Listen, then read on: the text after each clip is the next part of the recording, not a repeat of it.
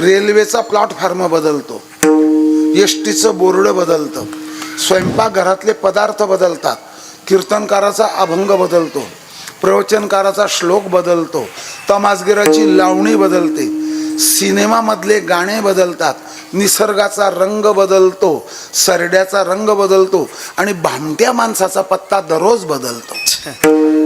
समजलं ना? आणि ज्याच्यात काहीच बदल नाही तो अभंग आहे. नाही ज्याचा भंग त्याला म्हणतात. मला माळा टाकून जवळजवळ काय 65 का 66 वर्ष झाले माळा टाकून. तर त्यावेळचं सुंदर ते ध्यान, रूप पाहतालोचनी श्री अनंता मधुसूदना आता विश्वात्मे, जेच तेच आहे. किती 14 मुख्यमंत्री 13 पंतप्रधान बदलले भारतात. म्हणून एक जाता सांगतो, जीव वाढून टाकावा. आणि मी तरी स्वतः महाराज 15 मिनिटं जरी गाडी लेट झाली तर आपण तेच करायचं, आपला आपला परमार्थ करत राहावा. माझ्या कीर्तनातलं हसणं घेऊ नका, मी हसवतही नाही, मामूली हसवलं तुम्हाला, पण पदरात परमार्थ पाडून घ्या. एक एक क्षणाचा विचार करावा. आयुष्य जात आहे, काळ जपत असे महा. एक मुलगा होता आळंदीला, 71 वर्षाची, 71 सालची गोष्ट आहे, म्हणजे त्या गोष्टीला झाले 55 वर्ष. तो काय करायचा ऐकून घ्या महाराज, मी निंदा म्हणून सांगत नाही. कोणत्या धर्मशाळेत पंगत आहे तिथे जाऊन पोचायचा आणि तिथे पंगत सुरू झाली, वाढू लागायचा, जेवण करायचा. एवढा भात, एवढी आमटी, शिरा, बटाट्याची कसलं कालवण भाजी घेऊन यायचा. धर्म मग तो आवडायचा काही लोकांना, आमच्या बाबा लोकांना. पण शेवटी दरवर्षी कार्तिकी वारीत त्याच्या गावचे लोक त्याला ब्रासलेटचा धोतर जोडा, 2 शर्ट, 3 टोप्या, 1 उपरण, पायतन, चटणी काय असलं गावाकडून घेऊन यायचे. त्याला गावातली भजनी मंडळी वर्गणी करायची. आमचं महाराज हो, आमचं महाराज आता कीर्तनकार वाहिलं. आणि 4थ्या वर्षाला त्याला फेटा घेऊन आले. 2 धोत्र, शर्ट 2, उपरण 1, पाय, आमचं महाराज. आणि मग काय म्हणायला लागली ती गावची माणसं, बघा महाराज हा फेटा पटतो का नाही, दुसरा घ्यायचा. बापरे, असं सगळं खर्च. आणि आता यंदा का नाही, तुमच्या हातानं सप्ताची यादी करायची आणि काल्याचं कीर्तन तुमचं. त्यांचा हरिपाठ पाठणं होता. उद्योग काय केला सांगितलं मी तुम्हाला. उद्योग काय केला त्याने, पंक्ती सोडल्याच नाही त्याने. हा, तो खाली मान टाकली तो वर यायचा नाही. म्हणे मी येतो येतो. तो जो गेला तो फेटा उपरण घ्यायला पुन्हा आलाच नाही. कुठे पडाला कोणास ठाऊक. आयुष्य जात आहे, तुमचं तुम्ही पहा आता. हा, हे तुमच्याकरता सांगितलं. बोला पुढे. मग काय करायचं. कोण मी हा कैसा करावा विचार,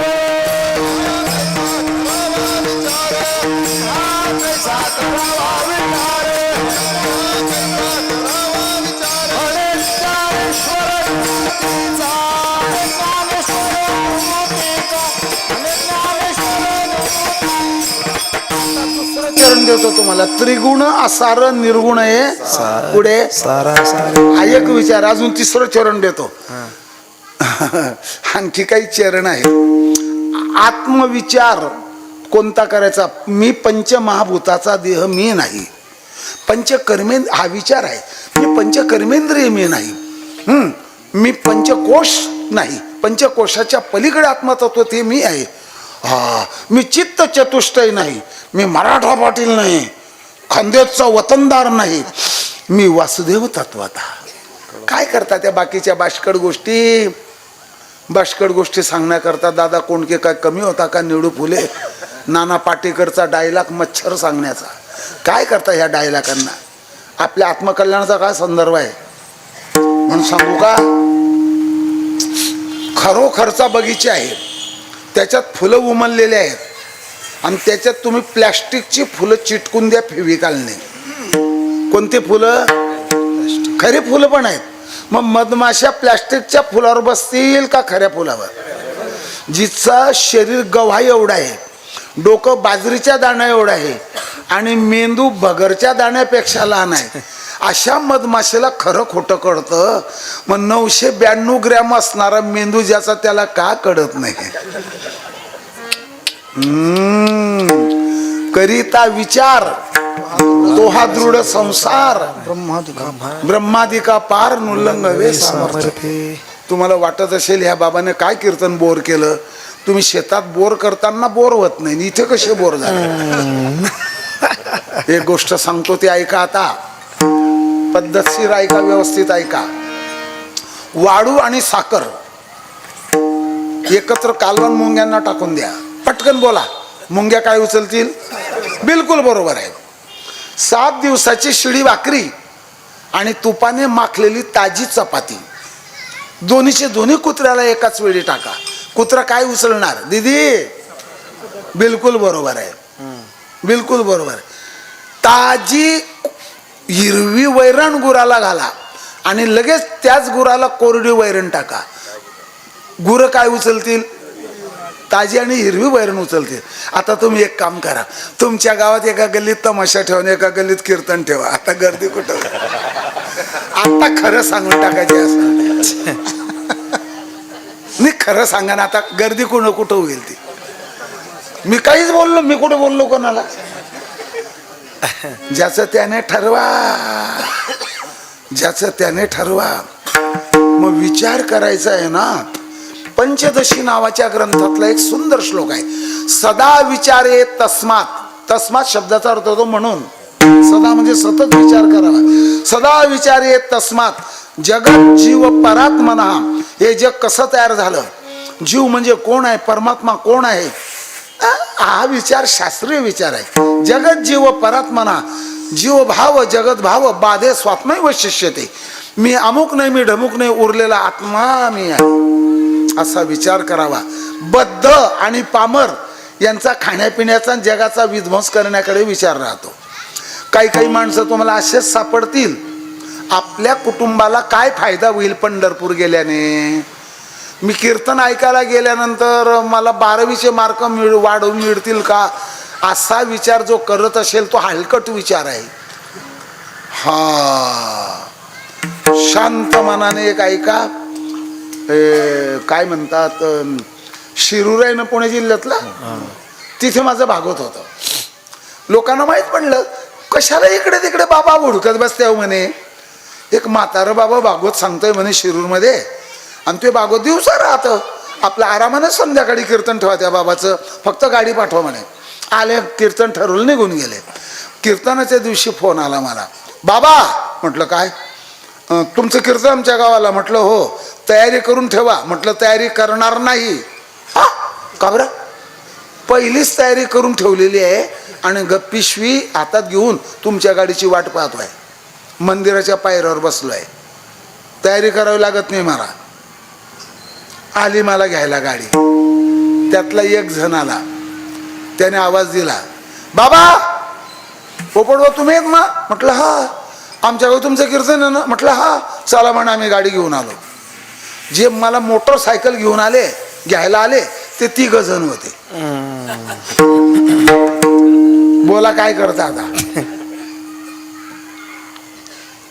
पहिला ड्रायव्हर होताच, मधला होताच, आणि तिसरा बसला. का रे म्हणे भागीरथ. म्हणे काय, आणि हा बाबा कुठं बसल. अरे हा, आपण दोघांनीच यायला पाहिजे. हे केव्हा ठरवता ते. संध्याकाळ होत चाललेली आहे. भागीरथ म्हणे काय रे रमेश, आपण दोघांनी नाही एकानेच यायला पाहिजे होतं. मग मी काय बोललो त्या तिसऱ्याला, तू उतरून घे, मी जातो, माझ्यावर जबाबदारी कीर्तनाची, तुला घरी गाडी पाठवून देऊ. म्हणे बाबा तुम्हाला कळत नाही, मला कोंबड्या कोंडायच्या आहेत. दुसऱ्याला बोललो, म्हटलं तू उतरून घे. म्हणे बाबा तुम्हाला काय माहित माझी घरची परिस्थिती, मी एकटाच आहे, गाई म्हशींची धार काढावी लागती, तुम्हाला काय कळेल. म्हटलं ज्ञानेश्वरीपेक्षा कठीण आहे. ड्रायव्हर ज्याने ते हँडल धरलेलं, म्हटलं तू उतरून घे, आम्ही तुला गाडी पाठवून देऊ. म्हणे बाबा मी उतरूनही जाईल, मी थांबूनही जाईल, पण या दोघायला गाडी येत नाही. मी असा संताप करायला लागलो, कपाशीच्या गाठोड्यावर डोकं फोडून घ्यावं.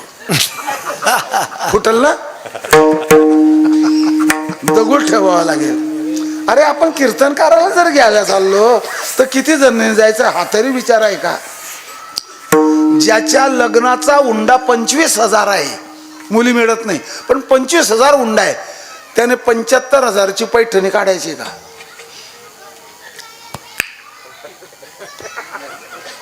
काही काही तर डबल डबल मान आलं होतं. विचार महत्वाचा आहे.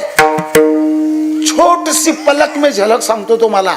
कमर्शियल आपण जर स्टेट बँकेमध्ये 100 रुपये जर ठेवले तर वर्षाच्या शेवटी आपल्या 100 रुपयाला 6 रुपये देतील, ते आपोआप खात्यात जमा होतील. ते फिक्स मध्ये ठेवले 6.5 देतील, याच्या पलीकडे काही नाही. असे अब्जावधी रुपये गोळा केले आणि या बहुतेक बँकांनी सोनं घेऊन ठेवलं 75,000 रुपये 10 तोड्याला, आणि त्यांचं सोनं 1.5 लाख रुपये होऊन गेले एका वर्षात. हा व्यवहाराचा विचार झाला का? पटलं नाही तुम्हाला? हे आपल्या पैशाला काय दिलं त्यांनी? 100 रुपयाला 1000ला 60, लाखाला 6,000 दिले, पण लाखाला लाख कमवून घेतले. हा व्यवहाराचा विचार झाला. डंपरवर मातीच्या 6,000 विटा तयार झाल्या, 6,000 विटांचे 42,000 झाले. हा फायद्याचा विषय आहे. कपड्यातला नफा कोणाला कळत नाही महाराज, कपड्यातला नफा आंधळा आहे. हा दुधातलं पाणी कळत नाही. हा हा विचार आहे. कोणता? पोटाचा. आम्हाला हा विचार सांगायचा नाही. शेख चिल्लीची कथा सांगितली जाते या लहान लेकरांना. ज्या फांदीवर उभा होता तीच फांदी तोडत होता तो. एकाने सांगितलं ऐक तू खाली पडशील, म्हणे मला नाही कळत का, जा तू. खरंच फांदी तुटली, खाली पडला, मार लागला. म्हणून योग्य शास्त्राचा विचार तो करायचा. आम्ही तुम्हाला सांगून टाकलं. कोण मी कैसा करावा, कशा करता तरावया पार भाऊ सिंधू. याच जन्मात घडणार आहे, पुढच्या जन्मात काहीच घडणार नाही. करिता विचार तो एक अभंग म्हणून टाकला. भाऊ सिंधू पार दैवी यशा गुणमयी मम माया हा दुरत्यया. ज्ञानेश्वरीमध्ये दुवाड आणि तुकवाऱ्यांच्या गाथेमध्ये दुस्तर. दुवाड दुस्तर दुरत्यय असे शब्द आहेत. मग बाबा आमचं ठरलं, आता तरण्याचा विचार ठरला. पण पहिल्यांदा काय करायचंय मला, माझे रिटायरमेंटचे जे पैसे येतील ना आता 30 लाख, हां, तर प्रत्येक नातीच्या नावाने 30-30 ग्राम सोनं घेऊन देईल मी आता. हा प्रत्येक सुनबाईला 1-1 लाख वाटून देईल, प्रत्येक मुलाच्या नावाने घर करून देईल, आणि मग मी परमार्थ करेल. पण तुकोवराई म्हणतात या द्याची खात्री नाही. म्हातारपणी परमार्थ करू, काढ काय तुझा आज्ञाधारू. काढ तुझा आज्ञाधारक नाही का? नाही. अरे हा देह कसा आहे, नासिवंत देह जाणारच